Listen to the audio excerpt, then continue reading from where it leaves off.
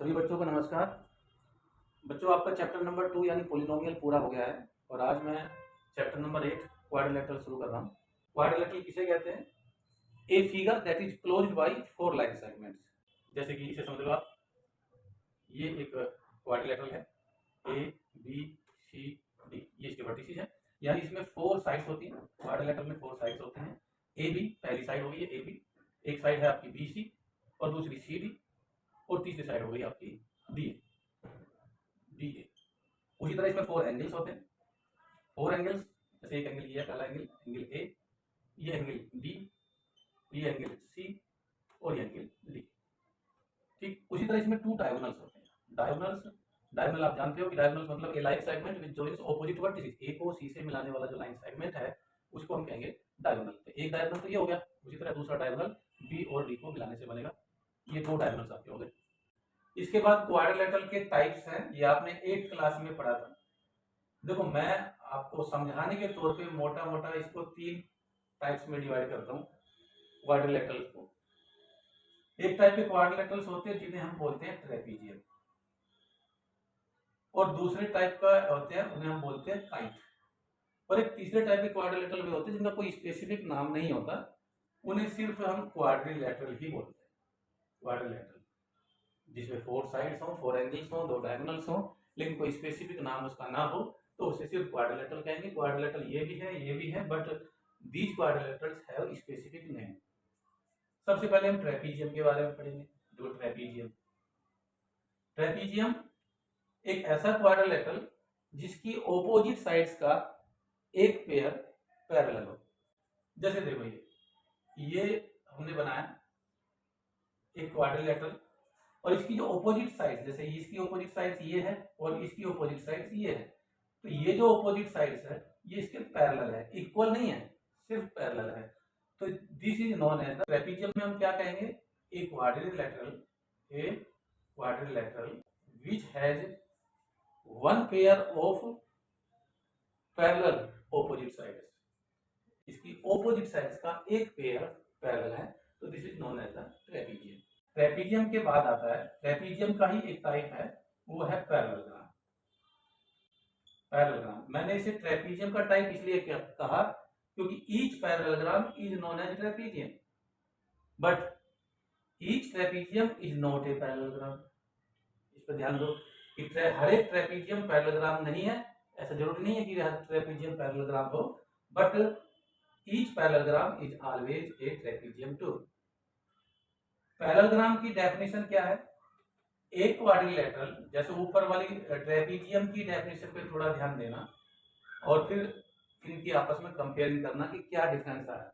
एक quadrilateral having one pair of opposite sides, one pair of opposite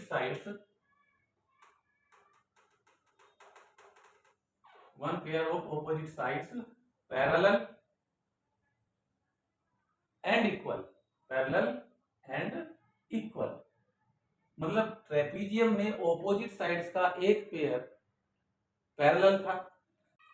ये trapezium है, लेकिन इस ट्रेपीजियम की देखो, इसकी ऑपोजिट साइड्स का एक पेयर पैरेलल है। अब तुम इसको ऐसे समझो, ये अब इसे समझो कि इसकी ऑपोजिट साइड्स पैरेलल तो है ही है, साथ में अब ये इक्वल भी होगी, पैरेलल के साथ साथ इक्वल भी होगी, तो अब इसको हम पैरेललोग्राम भी कहेंगे। मतलब ट्रेपीजियम, ये ट्रेपीजियम था लेकिन ये पैरेललोग्राम नहीं कहा जा सकता। ये मैंने इसमें ये लगा दिया, इसकी ऑपोजिट साइड्स इक्वल भी कर दी, तो ट्रेपीजियम तो ये अभी भी है, लेकिन इस ट्रेपीजियम को अब हम पैरेललोग्राम भी कहेंगे। यानी ये ट्रेपीजियम भी है, पैरेललोग्राम भी है। आपको ज्यादा जोर इस पे देना है कि ये पैरेललोग्राम है। ठीक, तो पैरेललोग्राम के बारे में हमने क्या पढ़ा कि इसकी ऑपोजिट साइड्स का एक पेयर पैरेलल एंड इक्वल।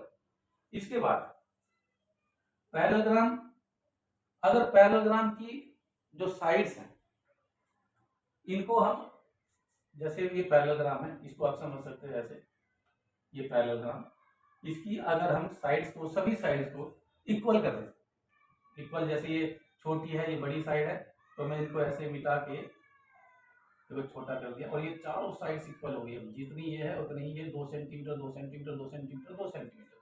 तो अब इस पैरेललोग्राम को कहेंगे हम रोम्बस। इसका एक नया नाम हो जाएगा, वो है रोम्बस। रोम्बस। तो रोम्बस की क्या डेफिनेशन है? ए पैरेललोग्राम, एक ऐसा parallelogram in which all sides are equal, all sides are equal, all sides are equal. देखो कुछ बच्चे इस बात को कह सकते हैं ना, ऊपर पैरेललोग्राम पे जा रहा हूं, कुछ बच्चे कह सकते हैं कि सर पैरेललोग्राम की तो दोनों साइड्स, ऑपोजिट साइड्स का के दोनों पेयर पैरेलल भी होते हैं, इक्वल भी होते हैं, आपने सिर्फ लिखा वन पेयर। तो देखो मैं आपको ये बात बता देना चाहूंगा कि ये डेफिनेशन में पैरेललोग्राम की डेफिनेशन क्या है कि एक ऐसा क्वाड्रिलेटरल जिसकी ऑपोजिट साइड्स का एक पेयर पैरेलल और इक्वल हो। अब देखो ऐसा कोई क्वाड्रिलेटरल बनेगा जिसकी ऑपोजिट साइड्स का एक पेयर पैरेलल और इक्वल हो, तो दूसरा पेयर अपने आप ही पैरेलल एंड इक्वल हो जाएगा, तो वो उसकी प्रॉपर्टी में आता है। ये डेफिनेशन है कि इसका एक पेयर, ऑपोजिट साइड्स का एक पेयर पैरेलल एंड इक्वल हो, और उसकी प्रॉपर्टी में फिर ये आ जाता है कि उसकी opposite sides are parallel and equal. ये उसकी प्रॉपर्टी में दोनों पेयर। अच्छा, अब रोम्बस में क्या हुआ कि ऐसा पैरेललोग्राम जिसकी चारों साइड्स इक्वल है। अब इस बात में कंफ्यूज मत होना कि चारों साइड्स तो स्क्वायर की भी होती है। मैंने कहा रोम्बस एक ऐसा पैरेललोग्राम है जिसकी चारों साइड्स इक्वल होती है। स्क्वायर अभी आगे आएगा, उन दोनों में डिफरेंस समझना है। तो रोम्बस की जो चारों साइड्स इक्वल, एक ऐसा पैरेललोग्राम। इसके बाद यहाँ पे देखो, ध्यान से देखना कि every trapezium is not a parallelogram but each parallelogram is a trapezium. उसी तरह each rhombus is a parallelogram but each parallelogram is not a rhombus. इसके बाद अब जो है ना, इस रोम्बस को जो थोड़ा सा मैं साइड से मैं लिख रहा हूं ऐसे, रोम्बस। अब दूसरा एक और इसका हिस्सा होता है, पैरेललोग्राम से आता है, वो है रेक्टेंगल।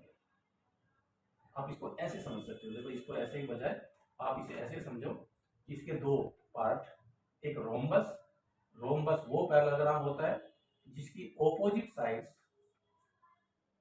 ऑपोजिट साइड्स के साथ साथ सभी साइड्स इक्वल हो, जिसकी सारी साइड्स इक्वल हो। पैरेललोग्राम यानी एक ऐसा पैरेललोग्राम जिसकी सभी साइड्स इक्वल हो, उसे रोम्बस कहते हैं। लेकिन अगर हम ये कहें कि एक ऐसा पैरेललोग्राम जिसका हर एक एंगल 90 डिग्री हो, तो वो रेक्टेंगल होता है। इसको दूसरे शब्दों में ये भी कह सकते हैं कि एक ऐसा पैरेललोग्राम जिसके दोनों डायगोनल्स इक्वल हो, बोथ डायगोनल्स आर इक्वल, उसे बोलते हैं हम रेक्टेंगल। देखो अब इस बात को समझो कि अगर किसी पैरेललोग्राम के दोनों डायगोनल्स इक्वल हो गए तो अपने आप ही उस पैरेललोग्राम के चारों एंगल 90 डिग्री के हो जाएंगे। अच्छा, अब इसका ऑपोजिट कि अगर किसी पैरेललोग्राम के चारों एंगल 90 डिग्री के हो गए तो उसके डायगोनल भी अपने आप इक्वल हो जाएंगे। यानी एक ऐसा पैरेललोग्राम इस टाइप का जिसके दोनों डायगोनल्स, ये अगर ये 10 सेंटीमीटर है और ये भी 10 सेंटीमीटर है, तो इस पैरेललोग्राम का हम रेक्टेंगल भी कहेंगे, और ये चारों एंगल 90 डिग्री के हो जाएंगे।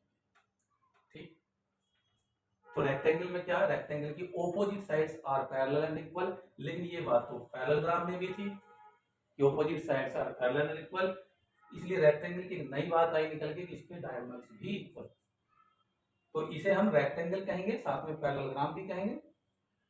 इसके बाद अब रोम्बस और रेक्टेंगल, इन दोनों से देखो एक और पैरेललोग्राम, एक और क्वाड्रिलेटरल आता है जिसका नाम है स्क्वायर।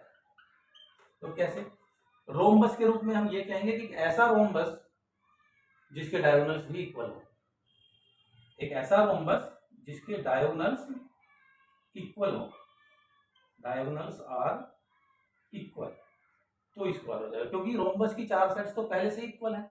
अब डायगोनल्स भी इक्वल हो गए तो ये स्क्वायर बन जाएगा, और जब स्क्वायर बनेगा तो इसके चारों एंगल 90 डिग्री के भी अपने आप बन जाएंगे। एक ऐसा रेक्टेंगल जिसकी चारों साइड्स इक्वल, 4 साइड्स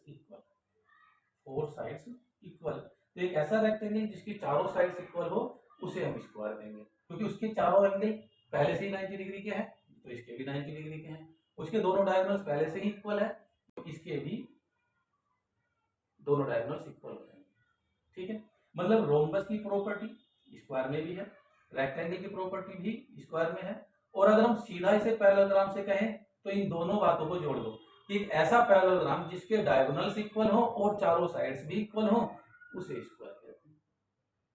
ये सारे आपस में कंबाइन है। इन सब का मेन जो है, मेन क्वाड्रिलेटरल है, वो है पैरेललोग्राम।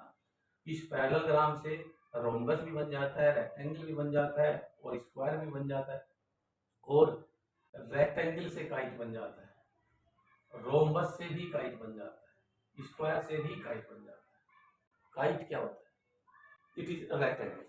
इस रेक्टेंगल के डायगोनल्स को हटाओ और इसको ऐसे लगा दो। ये जो फिगर बनी, ये जो क्वाड्रिलेटरल अब बना, इसकी चार साइड्स अभी भी हैं, इसमें चार एंगल्स हैं, दो डायगोनल्स हैं, एक डायगोनल तो यही है, दूसरा डायगोनल यहां से बन जाएगा। तो ये जो फिगर आपके सामने अब दिख रही है, this is known as kite. Kite ये वाली जो मैंने यहाँ लिखी, काइट क्या होती है? काइट की दो पेयर, जो एडजेसेंट साइड्स के जो दो पेयर होते हैं, एडजेसेंट साइड मतलब पास पास वाली, जैसे ये साइड इस साइड के इक्वल है और ये वाली साइड वो इस साइड के इक्वल है, तो ये दोनों साइड आप अगल बगल है, एडजेसेंट है, पास पास में है, ये दोनों, इनका एक वर्टेक्स कॉमन है। उसी तरह इस साइड का और इस साइड का भी एक वर्टेक्स कॉमन है, तो इन दोनों को हम एडजेसेंट साइड्स कहेंगे। ये इक्वल यानी दो pair of adjacent sides are equal, so it is known as kite. तो काइट की डेफिनेशन यही है कि एक ऐसा क्वाड्रिलेटरल जिसकी एडजेसेंट साइड्स के दो पेयर इक्वल हो, that quadrilateral is known as kite. एक बार देखो, अभी इसके बाद में छोटी सी वीडियो बनाऊंगा, उसे देखना और उसे समझना। ये जो मैंने अभी आपको बताया था ना ट्री के रूप में, इसी के बारे में बिल्कुल एक छोटी सी वीडियो है, उसे ध्यान से देखना, समझ में आएगी।